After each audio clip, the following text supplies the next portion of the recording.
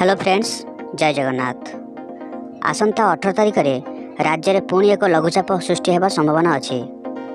उत्तर पश्चिम और पश्चिम केंद्रीय बंगोपसागर में यह लघुचाप सृष्टि हो पारे बोली पूर्वानुमान कर प्रभाव में दक्षिण ओडिशार किछि स्थान में प्रबल अति प्रबल वर्षा हो बोली पाणीपाग विभाग पूर्वानुमान करिछि। पाणीपाग विभागर आकलन कहूछि रविवार मालकानगिरी और कोरापुट रे वर्षा संभावना अच्छी। उत्तर ओडिशा और आभ्यंतरीण ओडिशार किछि स्थान रे वर्षा लगी रहिबो, तेणु 24 जिला को येलो वार्निंग जारी करा जायछि।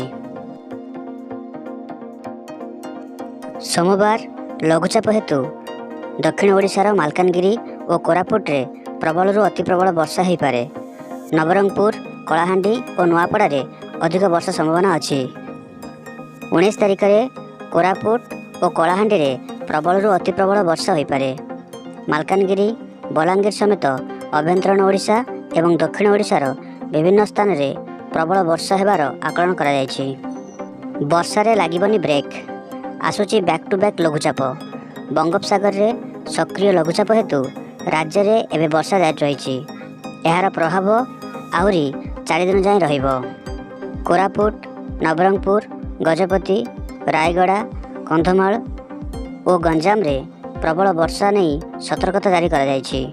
एहा सह उपकूल ओडिशा समेत दक्षिण और संलग्न जिले में बिजुली घड़घड़ी सह वर्षार संभावना रही।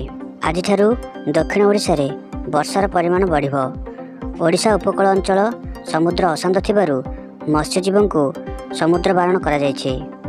सेपटे 28 तारिख बेलू आउ एक लघुचाप सृष्टि हेबा नहीं आकलन करिसंती पाणीपाग विज्ञानी।